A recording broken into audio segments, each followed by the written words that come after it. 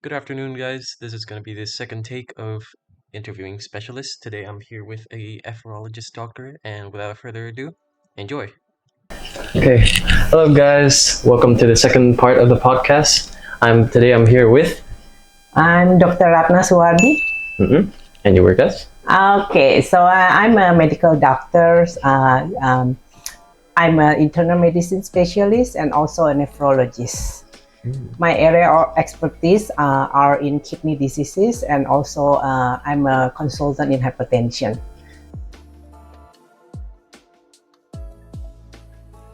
So being a doctor is a continuing medical education all the time. So the number year of your practice and a number of patients you've seen, it will help you to become a good doctor. So there's many kind of diseases that we have to see. The more you see, then the more you expert in that.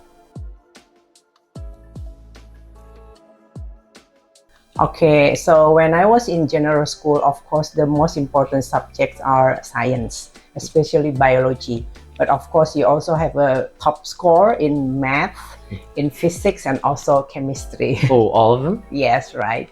But in reality, when you graduated as a doctor, you don't really use all these subjects.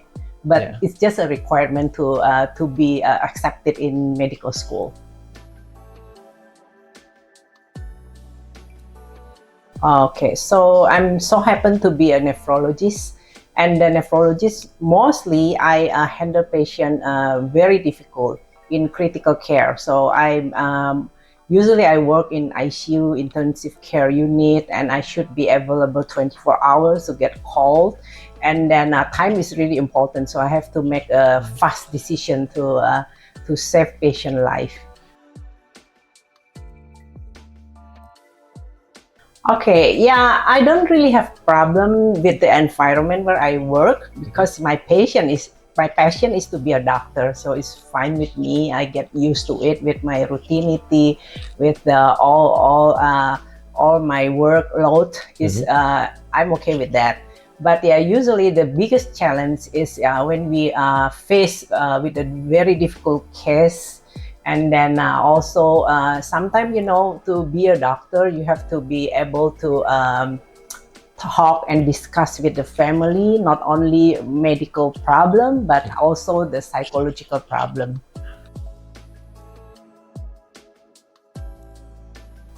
Okay, to become a doctor, you really have to be determined from the beginning, right? Okay, because it's a very long study. It took me 25 years of studying to become what I am today. From the kindergarten to be a consultant in medical field right now. So if you cannot just you're not sure that you have to change the subject, you cannot do that. You really have to be determined from the beginning. Then of course you really need to work hard to get the top score, because the competition right now in the medical education is very hard and very difficult.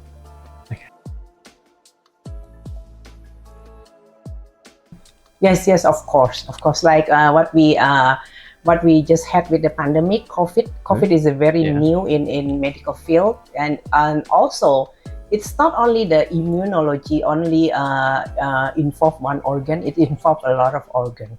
So that's why it's a requirement for the doctors to always to update our knowledge. So we have an obligation to attend a seminar, workshop, conferences, like how many times in a year, of course.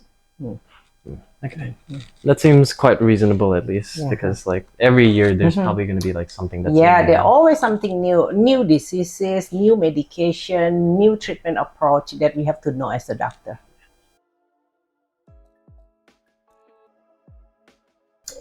Doctor is also a human being, right?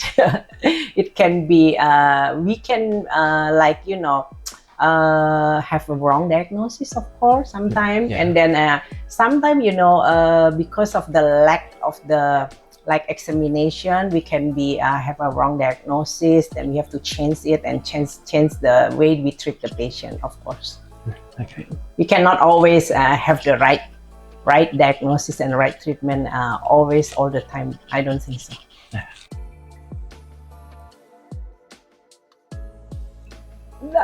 There's a lack number of consultants in Indonesia. Yeah, such in my position. Yeah, so there's no and the number is not really so many in Indonesia. So to be able to get in that position, sometimes you need to work harder. Like way harder. Yeah, way harder, way harder. Was it like was the information or like the teachings like given to you, or like did you have to like research on your own? Like let's just say you have to Google, do something. Oh yes, all the time, all the time. Yeah. All the time. We need to get updated that data all the time from the research, and everything have to be like what you call it, evidence-based medicine. Okay. Yeah, I would say the medical field, to be a doctor, is very important. One of the most important job in the world, of course, nowadays. And then I would say it's a big impact what we did for the humanity, of course. Okay, this might be a little bit personal, but for you as starting from like the first year, as soon as you got to your like position, how was the pay? The pay? Was it like worth like the 25 years, or was it like a little bit underwhelming? Of course, yeah, it increased all the time. Yeah. And of course, as a good doctor, you know, people will appreciate you, and then you will see if you're a good doctor, of course, you get reward. You will have a lot of patients. You got a good pay. It's worth it.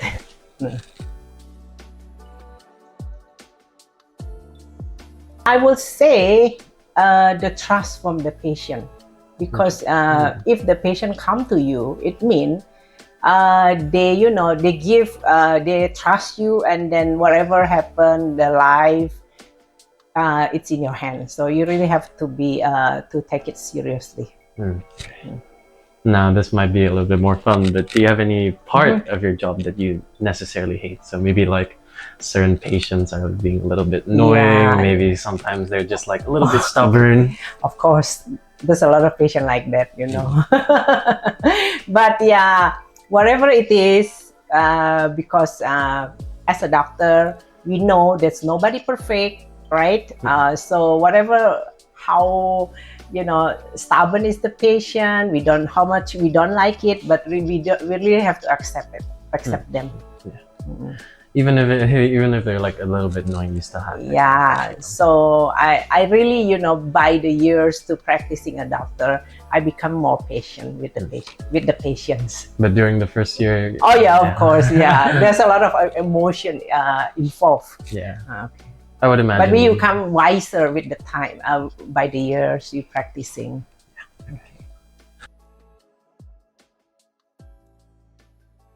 Okay, so when I was I work at the mission hospital once in the Borneo jungle of Borneo. So I've seen really, you know, people suffering there. They don't have enough medical equipment and also doctors. So it become my passion, you know, to serve them. So that's what I'm doing today. I'm not really only serve the patient with the high income at the big hospital, but I serve also the patient with the, you know, low income at the government hospital. So what would you say was your aim back then? That everybody should get the access to the medical, right? Everybody. So yeah, all the disease, mostly we have the treatment for them. Okay. So we just need to make the access to the medicine is more easier for everybody. Oh, they support me, of course, to become a doctor. Yeah. But being a doctor itself, you did really go for it, right? Yeah, right.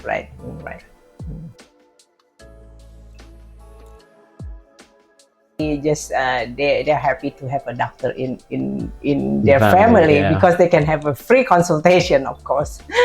They're always just like, yeah. The most hardest thing for me when I was in the medical school is the 24 hours duty. So you have to stay in the hospital, you cannot take a bath, and then you cannot get sleep, and in the morning you have to work again, now. So it's very, very tiring, and then very tiring and depressing, of course. And then when you pass everything, then it's okay for me. For now, when you're dealing with the difficult cases and also dealing with the difficult patient in terms of the attitude, it's bothersome for you. okay.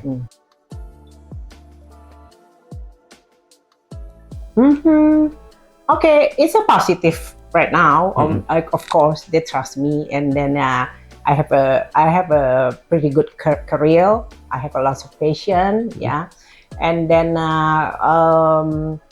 in my family, they accept me as a busy person. I'm not around all the time, but of course, I have a responsible. I'm a responsible for them. That's the thing, because most of the times when I go to here, I always like never see Where's the mom? Yeah. Yeah. Because, they get like, used to it. The kid get used to it. Yeah. It's Get used to it that their mom should go to the hospital on Saturday and Sunday. Okay. Because it's very rare for me to see you like actually like resting and such. So. Oh, thank you like that. That's a lot. That's a lot. I almost every day I get something from them. They send me food, fruits, and especially when Christmas, New Year, they will send something. That's a lot. Have there been any That's an Indonesian patient. They're very nice. Very nice, yeah. Very nice. Have there been any like that actually still keeps up with you as a doctor? Yeah, actually, my patient, I'm dealing with a chronic disease. So there's always no patient just came one time. They have to come to me routinely, like once in a month, every 3 months, routinely. So I know them. I know their family, so they're close to me. I think that's probably all I have to ask. Okay. I think we can probably learn that like being a doctor is definitely not an easy case. If you don't have passion for it, you probably won't be able to kind of like find everything as fun, as in like the learning, the hardships you go through. Maybe it's not as acceptable. For Tante, it's at least like acceptable, right? Because like over the years you put in the work and you've kind of like accepted everything and just had fun with it, right? Yeah, right. I enjoy it. You enjoy it, right? And like so many people are just like, oh, being a doctor, but in the end, as long as you have a passion for it, you can definitely, So you interested to be a doctor? Me? Yeah. Not me, because I'm not a bio person, sadly. Okay. Maybe my friend. Okay. I think that should be all. Hi. Bye. Thank you, guys. Thank you, by the way. Yeah. Bye. That's all for us today, guys, and we hope that you find the information very well informative, and see you in the next episode.